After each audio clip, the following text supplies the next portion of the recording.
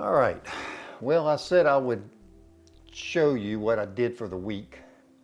I was hoping to make a few more videos in between the start of the week and now, but it's just been a crazy week.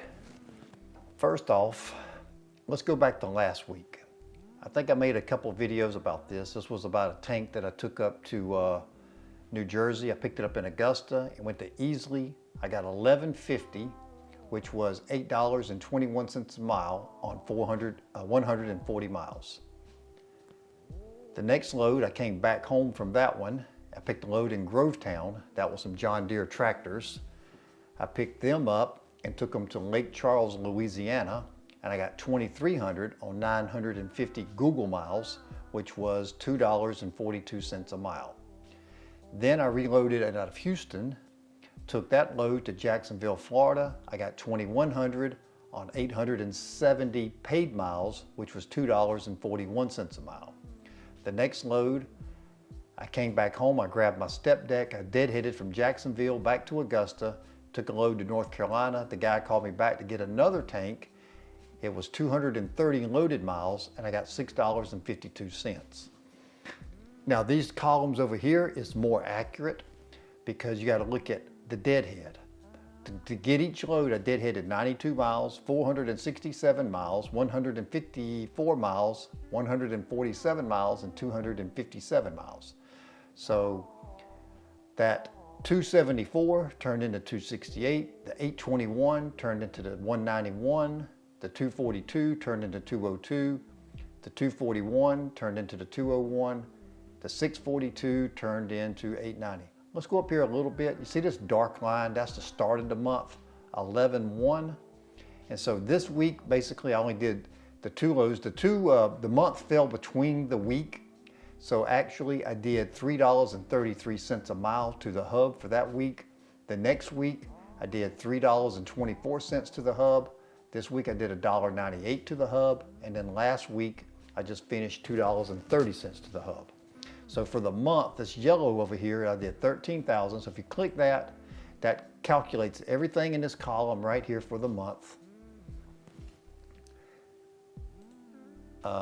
This right here takes the ending odometer that I just finished from the ending odometer of the previous month and tells me I did 5,373 miles. And that came out to an average of taking the gross revenue divided by the number of miles I've driven, comes to $2.54. It's just been difficult. And I haven't even been running that many miles. I'm gonna go over here and look at like in 23. See, in 2023, I mean, I was running 6,500 miles for that month, 6,800 miles for that month, 8,900, 7,000. That month I ran 10,300. That month I ran 9,500. 4,300, 4,900, 9,800. I don't think I had a 9,000 mile this month. I ain't got but like 78,000 miles in for the whole year. And I'm not sure if I'm even going to go to work next week. I mean, I got Monday, Tuesday, and Wednesday, and then Thursday's Thanksgiving. I mean, if somebody calls me something like with one of those tanks or something that goes out for one day and I can be done on Monday or Tuesday, but I doubt I'm going to do anything on Wednesday. So really, it's just kind of a screwed up week. Thanksgiving and Christmas always kind of is a screwed up week, and it's almost a screwed up 2 months. Once I get home from Thanksgiving, I'm almost done for the year. Let's see, in 2023, what did I do after Thanksgiving? Actually, after Thanksgiving, I left on the 31st, on the 30th, and I took along from, well, let's see. What's that? No, that's the wrong month. So yeah, I worked 11/8. Yeah, after 11/8 last year, I didn't even do my next load until 12/27. So I was gone from 11/8 until 12/27 of last year. Let's look at 2022. In 2022, I did a load on 11/14, and then I did a next load on 11/30, 12/2, 12/6, 12/8, 12/13, 12/15, and then I did one more load from Anderson to Salem, Oregon on 12/23.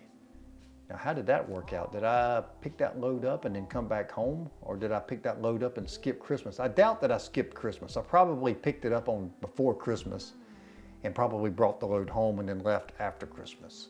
I doubt that I would have left. But that load paid $8,000 to go out there to Salem, Oregon. It was cable reels. I remember that load. I think I brought it home is what I'm pretty sure I did. So how did the rest of my week play out? Well, you got to remember, I was under that John Deere tractor load. I picked it up on a Friday. I left on Sunday. I worked my way through Augusta, down through the country roads, came out over there in Macon, took 75 south. I'm pulling in here to the truck's rest area.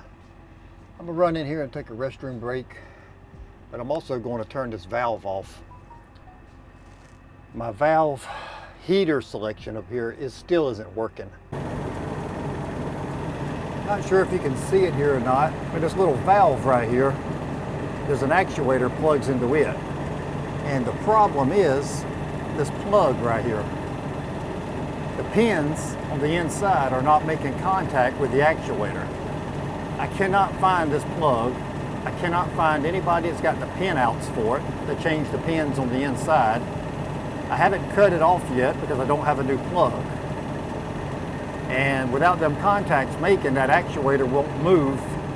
So I've removed the actuator and I have to get a pair of pliers and turn it with the pliers on this little valve right here. This is the valve that lets the hot water into the heater system. So on Monday morning, I made my first delivery when they opened. The second day, or I take that back, I left there, got back on Interstate 10, kept on going to Baton Rouge. I got to Baton Rouge, I don't know, probably like 2:30, 3 o'clock, probably around 2:30. But they had the tightest yard to turn around in. Second delivery at the John Deere plant here in Baton Rouge. And there's only one entrance. Usually these places have two entrances where you come in one way and then you'll loop around the building. My problem is this right here. So he's going to get a forklift to move these two black box cages right here. And then, I mean, look at it. I mean, this place is tight. That was me coming in with my first attempt at turning around. That's as far as I could make it.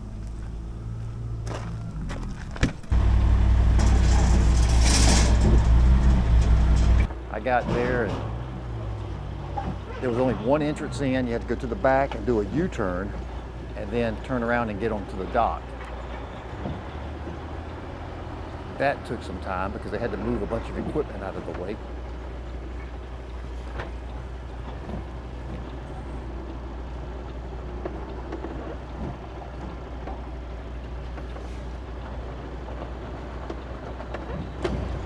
See, the problem is, I done got this thing so damn jacked around right here that my trailer is going to kick back over there and hit them damn tractors they got parked against the wall over there. So once I got that knocked out and solved, I got back on the road, started headed to Eunice, Louisiana. And I think it was about another 80 miles down the road from Baton Rouge. When I came into Eunice, I went north off of Interstate 10, probably about 20 miles. Came to a red light, had to make a left, and then I should have made another immediate right, went up that road about 2 miles, looped around, and then came back south to get to the John Deere place. Or I could have went like 2 more blocks over, which is what I did, hang a right there, and when I got on that road, you know, they don't put signs right there on the road or where you can see it. But when I made that turn and went about a block, then there was a sign that said no trucks. And then there was houses. But it went like 3 blocks, then there was a railroad crossing, and then just on the other side of that railroad crossing was where the John Deere place was at. But there was a sign that had, the railroad crossing kind of went up and over a hill. And if it was probably an RGN or maybe my step deck would have probably have gotten hung up on it. I wasn't sure about my dry van. I didn't want to take a chance of my landing gear or something getting hung up on it. I didn't want to deal with that, so I just made another left, went back out of the neighborhood, went back around, went the way I should have went to begin with, and came in, got that delivery off, got there just in the nick of time.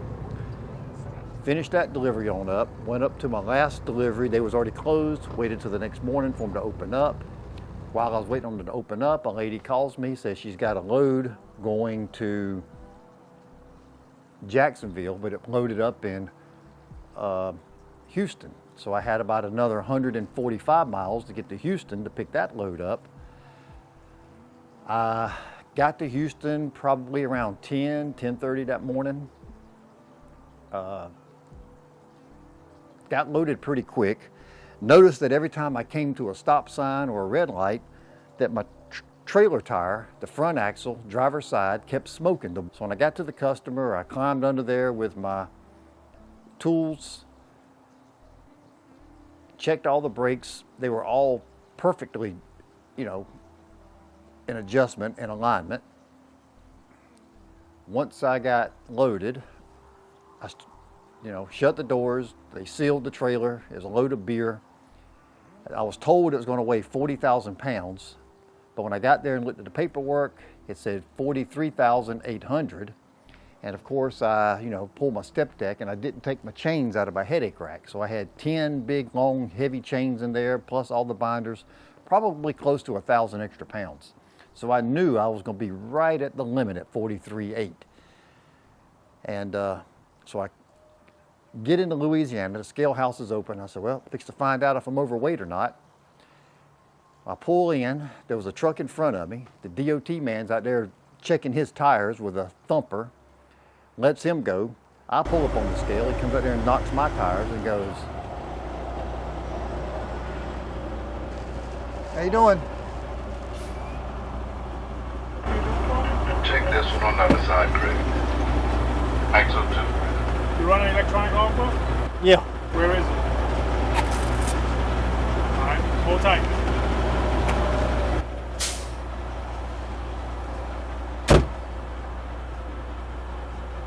He's going around thumping my tires. Go ahead and pull into the parking lot. You're on a flat. I got a flat? Axle 2, right inside tire. Go ahead and pull it to the parking lot. Go towards the middle. I'm gonna come do an inspection on it. All right. He said I got a damn flat tire on my truck. While he was doing the inspection, I went ahead and jumped out, checked the tire. I said, is this the one here? Because it was one I could see on the outside, on the rear axle, on the passenger side, that it was about half flat, had about 50 PSI in it. And I told him, I said, I just checked these tires. When I was at the shipper, when I was checking the brakes, my trailer's got auto inflators on it, so I know the pressure is going to always be right on it, but the one on the tractor, I don't. So I got this little round clock gauge with a little hose on it, and I checked them and they were all dead on 105 PSI. While I was checking the tires, one of the valve stems got stuck and it began to piss the air out. So when I got there, it had about 50 pounds of pressure in it. Then he says, no, not that one. It's your inside tire. It's completely flat. So I looked again, pushed on it. Sure enough, the damn thing was off the rim. So I grabbed a can of ether, sprayed it in there, lit it up, poof, blowed it back up, aired it back up, got about 20-25 PSI in it. I could hear the air pissing out of it. So I done got a puncture hole in it. It was right in the middle of the tire. I could see it. It's a little bit larger than like a 16 penny nail. Something had went in and came out, leaving a puncture hole. So that tire was off the rim. I aired up the one behind it and got the valve stem to sort of stop pissing air. The one that had a big hole in it, the only thing I could do is I went and found a lag bolt, and I screwed the lag bolt into it all the way as tight as I could get it. And that slowed the leak down to where you couldn't hear it. And he let me go. He still wrote me up as an out of service, but he let me go. And I couldn't find another truck stop between the scale house there all the way to Hammond, Louisiana. When I got to Hammond, Louisiana, I had to argue with them to please just patch the damn thing. They wanted to sell me an $880 tire. Didn't even have any used tires. So finally, after like an hour of arguing with them why I didn't need a new tire, they finally decided to patch it. So the next morning, well, by now I'm almost out of hours. I got like 30 more minutes left on my clock. No way I'm going to make my delivery tomorrow morning, the next day at 2 p.m. So the next morning I get up and I got another flat tire on the tractor. No, it wasn't. It was on the trailer. This time it was on the trailer. It had a big old bolt in the back tire on it. And I could hear it pissing the air out. So I went from where I was at, went on into Alabama, went to the truck stop there, got them to put 2 tires in that position. The one that was smoking on the backside, they had one that kept flat spotting the hell out of itself. Had some flat spots. It was still iffy. It would have probably passed the DOT, but it was right at the limit. Since I needed to, I had them change that one, and then the one that didn't have a nail in it, I put those 2 together, the 2 brand new ones there. That was $777 for 2 Ironman tires. So I finish up my run, get on into Florida, and then the scale house pulls me over there, says you're overweight. I was overweight 1,300 pounds. They knocked 450 off for having an APU, which put me 900 pounds over, so it gave me a $45 overweight ticket. Finish my run up, get on into Jacksonville. I called around, found the part that I need, a little plug that controls my heater valve, went to the Kenworth dealership. They closed at 10 p.m. Parked outside the dealership there in Jacksonville on the street. Got up the next morning, did another walk around, had another flat tire on the tractor. I was like, are you freaking kidding me? So, I mean, that whole trip back was just nothing but problems. It was just, I didn't even bother to get it fixed. I was only like 10 miles from the customer. I just went ahead to the customer's shop, made my delivery, called around, found a used tire, but it was in Georgia. I didn't want to cross the scale house going across 95, so I took the back roads into Georgia up to that first Petro there. They put the tire on.